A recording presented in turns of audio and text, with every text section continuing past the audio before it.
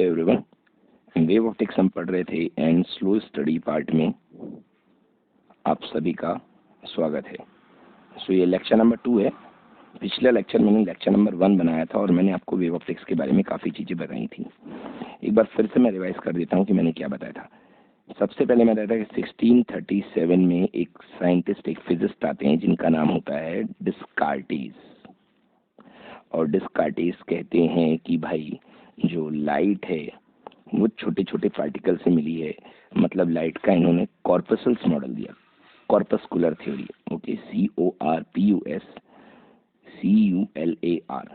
तो लाइट की corpuscular theory सबसे पहले किसने दी थी? एक्चुअली डिकार्टेस ने। ओके, और यहाँ की इन्होंने तो स्नेल्स लॉ भी डिराइव किया। तो स्नेल्स लॉ को डिराइव करने का श्रेय किसको जाता है? अपनी कॉर्पस्कुलर थ्योरी से।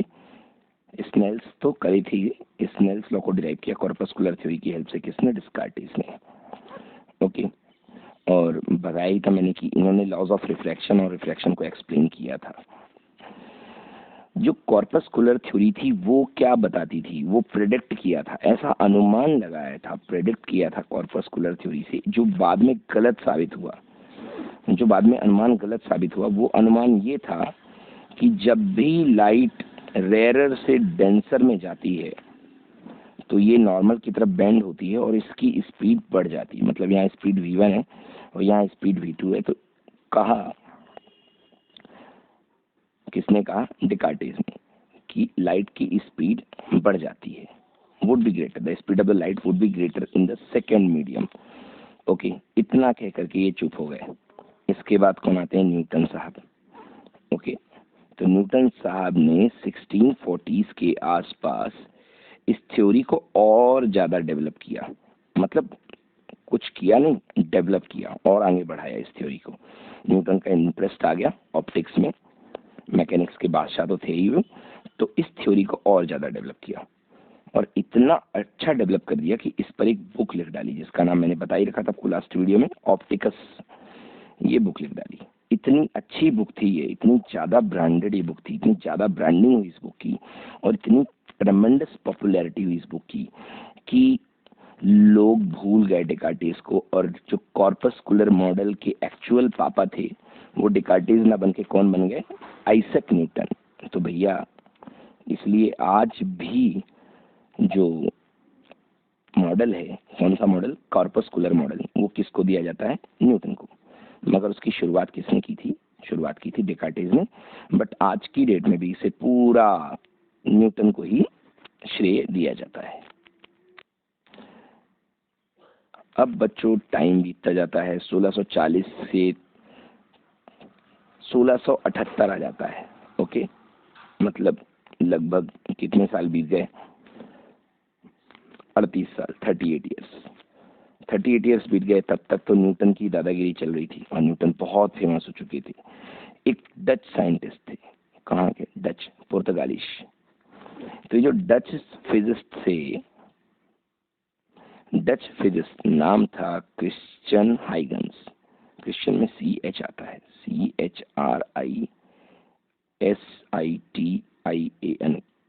CHRISTIAN, Christiaan Huygens. हाइगन्स में HUYGENS।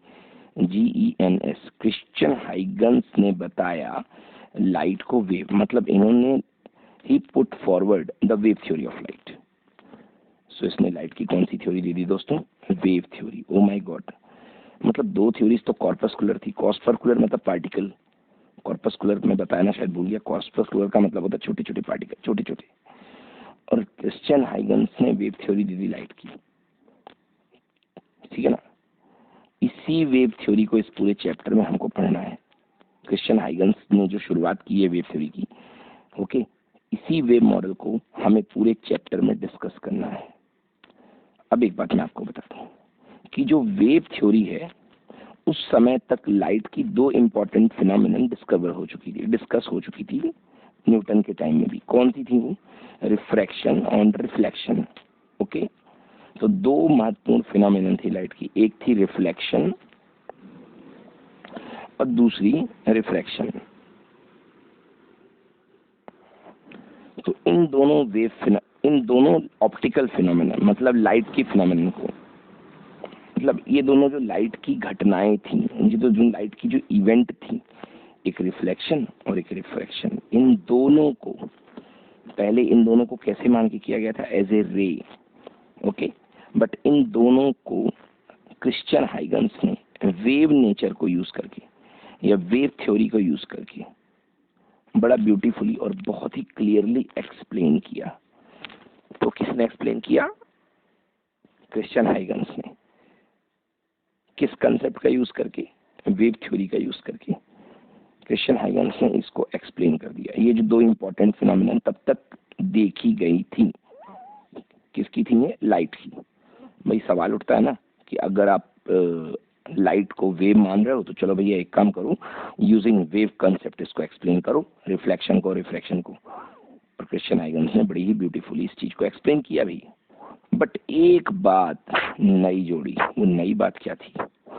क्रिश्चियन हाइगन्स ने कहा कि अगर लाइट रेयर टू डेंसर जाती है और अगर ये बेंड टूवर्ड्स द नॉर्मल होती है, तो यदि इसकी फर्स्ट मीडियम में स्पीड v1 थी, सेकेंड मीडियम में स्पीड v2 है, सो v2 is less than v1। ये बात उन्होंने प्रेडिक्ट करी, मतलब भविष्यवाणी करी कि भैया ऐसा होगा।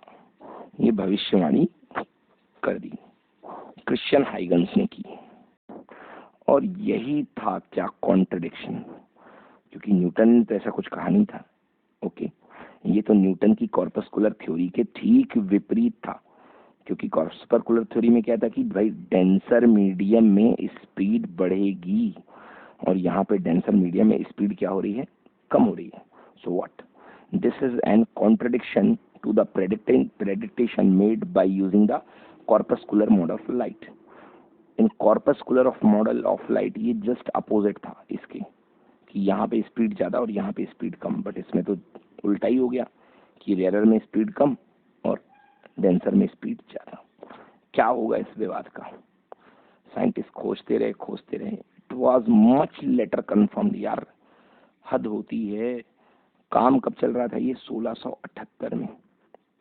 1678 में ये थ्योरी दी थी क्रिश्चियन हाइगन्स ने। ओके, और बहुत साल बाद 1850 में, हिसाब लगा लो आप। ओके, 200 साल के आसपास हो रहे हैं, थोड़े से कम रहेंगे। 1850 के आसपास में it was much later confirm by the experiment.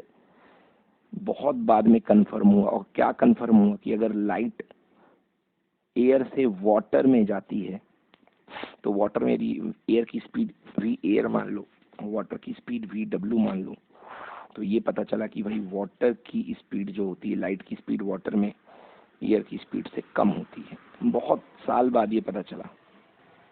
Okay, so it was shown that the speed of light in water is less than the speed of air। और इस बात से बिल्कुल ये कंफर्म कर रहा था कि जो कह के गए थे क्रिश्चियन हाइगन्स, जो बात कह के गए थे, that was absolutely true। okay, so this thing confirming the prediction of the wave model absolutely। okay, इस एक्सपेरिमेंट को किसने किया था भाई? 1850 में इस एक्सपेरिमेंट को किया था एक और महान फिजिस्ट ने, जिसका नाम था फोकॉल्ट। ओके, इन्होंने फोकॉल्ट ने किया था 1850 में। फोकॉल्ट की स्पेलिंग FOCU होता है, FOUCAULT। फोकॉल्ट ने इस एक्सपेरिमेंट को कैरीड आउट किया। इन्होंने लाइट की स्पीड भी निकाली थी। ओके, तो यहाँ से एक मतलब अब वेव नेचर पर ओके टेस्टेड का ठप्पा लगा दिया किसने? फोकॉल्ट ने। और सबसे इंपॉर्टेंट बात कही जो वेव नेचर की, कि भैया सेकेंड मीडियम में आकर के लाइट की स्पीड जो हो जाती है कम हो जाती है। मगर कॉर्पस्कुलर थ्योरी में बिल्कुल इसके अपोजिट में बात की गई थी। ओके, तो यहाँ तक हम पहुंच गए 1850 तक। तो 1850 तो ठीक है, बट 1850 के बीच में भी कुछ कुछ चलता रहता है। मैं उस तक आपको ले चलता हूँ भाई। 1678 में न्यूटन ने क्रिश्चियन हाइगन्स ने क्या कह दिया कि लाइट एक वेव है, और उसने एक प्रेडिक्ट किया कि जो लाइट की स्पीड है, आप बाद में देखोगी, भविष्यवाणी कर दी उसने कि लाइट की स्पीड जो है वो सेकेंड मीडियम में, मतलब डेंसर मीडियम में कम होगी और रेयर मीडियम में ज्यादा होगी। ये बातें सारी कही। मगर भाई साहब आप सोच सकते हो न्यूटन का जमाना है, कोई कैसे मान लेगा? The wave theory was not radially accepted primarily because of Newton's authority. भैया खुद ही पुलिस वाले थे न्यूटन, उनके सामने किसकी चलेगी? मतलब पुलिस वाले का मतलब ही नहीं कि पुलिस की नौकरी करते थे, मतलब उनका दबदबा इतना था कि उनके सामने इस बात को लोगों ने रेडियली एक्सेप्ट नहीं किया कि न्यूटन की बात गलत कर दोगे ना भाई, हम नहीं मानेंगे। ओके, तो इस थ्योरी को रेडियली एक्सेप्ट नहीं किया गया। उसके कारण भी थे, पूछा भी गया। उस पहला कारण ये था कि light could travel in vacuum. बोले गए अच्छा बताओ तुम्हारी लाइट वैक्यूम में ट्रेवल कर रही है। लाइट किस में ट्रेवल कर रही है? वैक्यूम में। और लाइट वैक्यूम में ट्रेवल कर रही है, अगर वेव होती, उस समय ये पता था कि वेव को ट्रेवल करने के लिए मीडियम की जरूरत होती है। मतलब उस समय तक मैकेनिकल वेव की जानकारी थी। किन वेव्स की जानकारी थी? मैकेनिकल वेव की, जिनको ट्रेवल करने के लिए मीडियम चाहिए। तो उस समय तक मीडियम मैकेनिकल वेव की जानकारी थी। तो बोला गया कि भाई ये बताओ कि लाइट को ट्रेवल करने के लिए तो मीडियम चाहिए, तो फिर आपकी लाइट वैक्यूम में कैसे ट्रेवल कर रही है? वैक्यूम में तो कोई मीडियम नहीं होता है, वैक्यूम में तो कुछ भी नहीं है, तो लाइट कैसे वैक्यूम में ट्रेवल कर रही है? ओके, क्योंकि उस समय ये माना जाता था कि किसी भी तरंग को, किसी भी वेव को, the wave would always require a medium to propagate from one point to the another. तो सवाल पूछा गया कि बताइए लाइट कैसे ट्रेवल कर रही है वैक्यूम में? जवाब दीजिए। उस समय तक इलेक्ट्रोमैग्नेटिक वेव के बारे में कोई जानकारी नहीं थी, इसलिए मजबूरन चुप्पी साधनी पड़ती है हाइगन्स को, क्योंकि हाइगन्स को पता ही नहीं थी कि इलेक्ट्रोमैग्नेटिक वेव नाम की कोई वेव होती है जो वैक्यूम में ट्रेवल कर सकती है। और लाइट एक इलेक्ट्रोमैग्नेटिक वेव है, बट उस समय तो डिस्कवर हुई नहीं थी, तो हाइगन्स वहां पे चुप हो गए। ओके, बट बाद में तो डिस्कवर हुई ना। तो बाद में एक और दावा प्रूफ करने के लिए एक एक्सपेरिमेंट किया जाता है। एक बहुत महान साइंटिस्ट थॉमस यंग नाम था, हिला के रख दी जिसने दुनिया, जिसने साबित कर दिया कि लाइट जो है वो पूरी फुल 100% वेव नेचर लाइट का देखा जा सकता है। मतलब light as a wave act करती है। 1801 की बात है, थॉमस यंग ने एक बहुत ही बेहतरीन एक्सपेरिमेंट किया। THOMS, थॉमस यंग, तो वही YOUNG, नाम में यंग जुड़ा है। थॉमस यंग ने एक बहुत ही बेहतरीन एक्सपेरिमेंट प्रेजेंट किया। उसका नाम क्या था बेटा? Interference experiment. इंटरफेरेंस एक्सपेरिमेंट, जी हाँ। थॉमस यंग ने इंटरफेरेंस एक्सपेरिमेंट करके दुनिया को दिखाया और दावा ठोक के, इंटरफेरेंस एक्सपेरिमेंट के सक्सेसफुल होने के बाद दावा ठोक के इस बात को कहा कि लाइट जो होती है उसे वो वेव नेचर भी रखती है। क्या कहा दावा ठोक के? कि जो लाइट होती है, okay, it was firmly established. Okay, establish ही हो गया सबके सामने बिल्कुल दावे के साथ। It was firmly established that light is indeed a wave phenomenon. मतलब लाइट जो है वो वेव फिनोमिनन भी देती है, वेव फिनोमिनन देती है। ये सबके सामने बात आ गई, सबने माना भी। अब अगला सबसे बड़ा और सबसे खतरनाक सवाल आया कि भाई साहब ये बताइए कि लाइट स्ट्रेट लाइन में क्यों ट्रेवल करती है? स्ट्रेट लाइन मोशन क्यों होता है? आपकी वेव तो जो भी होती है बेटा, वो तो आइदर कंपेरेशन, रेरिफिकेशन या इस तरीके की फॉर्म में वेव जाती हुई दिखाई देती है। तो सवाल उठता है कि जो लाइट है वो वेव फॉर्म में, वो स्ट्रेट लाइन में क्यों ट्रेवल करती है? इस बात का जवाब क्या देंगे? तो भैया इसका भी जवाब आया। एक्सपेरिमेंट चलते रहे और finally the wavelength of visible light was measured. मतलब कि जो विजिबल लाइट है उसकी वेवलेंथ मेजर हो गई। और जिस दिन ये वेवलेंथ मेजर हुई उस दिन इस सवाल पे भी ताला लग गया, सवाल का जवाब मिल गया। तो the wavelength of visible light was measured and it found to be very small. यार वेवलेंथ बहुत स्मॉल थी। अब मैं वेवलेंथ आपको बता देता हूँ ये क्या होती है। यार ये मान लो ये एक्सेस है, ये यहाँ से वेव चली, ये यार ये एक वेव की लंबाई है, इसको वेवलेंथ बोलते हैं। ये एक वेव की लंबाई है, इसको क्या बोलते हैं? वेवलेंथ। अब यार इस वेव को आप छोटा करो, तो मैं भी छोटा करता जाऊंगा तो देखो क्या होगा, ये होगा। और छोटा करूं, और छोटा करूं, करते ही जाओ। इतना कर दिया मैंने। ये कितना होगा यार, ये 1 सेंटीमीटर होगा। बट मैं आपको बताऊं, येलो लाइट की जो वेवलेंथ थी, येलो लाइट की वेवलेंथ कितनी खोजी गई पता है आपको? 0.5 माइक्रोमीटर। 0.5 माइक्रोमीटर। माइक्रो मतलब 10⁻⁶। सो 0.5 इंटू 10⁻�6 मीटर। यार अंदाजा लगा सकते हो ये कितना कम है? बहुत ही कम है ये, है ना? बहुत ही कम है, मतलब बहुत ही छोटी वेवलेंथ है ये, बहुत ही छोटी। तो ऐसे जब बहुत ही छोटी वेवलेंथ है, तो अगर ये वेवलेंथ खूब सारे होंगे तो कैसे दिखाई देंगे? इस तरीके से दिखाई देंगे। क्या पता आपको दिखाई भी दे रहा है वीडियो में कि नहीं दिखाई दे रहा है। मतलब मैंने तो बहुत बड़े बना रखे हैं। ये वाइब्रेशन इतने पास पास में होंगे, इतने पास पास में होंगे कि आप इन वाइब्रेशन को जो अपने सामान्य इंस्ट्रूमेंट हैं उनसे आप नहीं देख सकते हैं। तो मैं पढ़ देता हूँ। The wavelength of visible light was measured and found to be extremely small. For example, the wavelength of yellow light is about 0.5 micrometer, I said there. But the smallness of wavelength of visible light, okay, we have seen here that the wavelength is very small in comparison to the dimensions of typical mirror and lenses. भाई optical phenomenon को देखने के लिए lens है, mirrors हैं, इनके respect में this dimension is very small. Okay, so जब आप ये छोटी छोटी छोटे छोटे छोटे छोटे इसको देखते हो तो नियरली आपको ये कैसे दिखाई देगा? ये वाइब्रेशंस आपको कैसे दिखाई देंगे? आपको इतने क्लोज वाइब्रेशन है कि आपको स्ट्रेट लाइन दिखाई देंगे. इसलिए ये माना गया light can be assume to travel approximately travel in straight line. Okay, light को स्ट्रेट लाइन में ट्रेवल माना गया बिकॉज वेवलेंथ बहुत कम है. ओके, और लाइट को स्ट्रेट लाइन में ट्रेवल माना गया. और हम जो पूरी ज्योमेट्रिकल ऑप्टिक्स करते हैं उसमें हम लाइट को स्ट्रेट लाइन में ट्रेवल करता मानते हैं. और लाइट के रास्ते को हम क्या बोलते हैं? रे कंसीडर करते हैं. ओके, लाइट का जो फाइनली जो स्ट्रेट लाइन पाथ बनता है जिसमें लाइट आती है जाती है, दैट इज कॉल्ड रे. And this is the field of geometrical optics. Light को स्ट्रेट लाइन मान के जितने भी फिनोमेनन हम पढ़ते हैं वो क्या किस में आती हैं? ज्योमेट्रिकल ऑप्टिक्स या रे ऑप्टिक्स.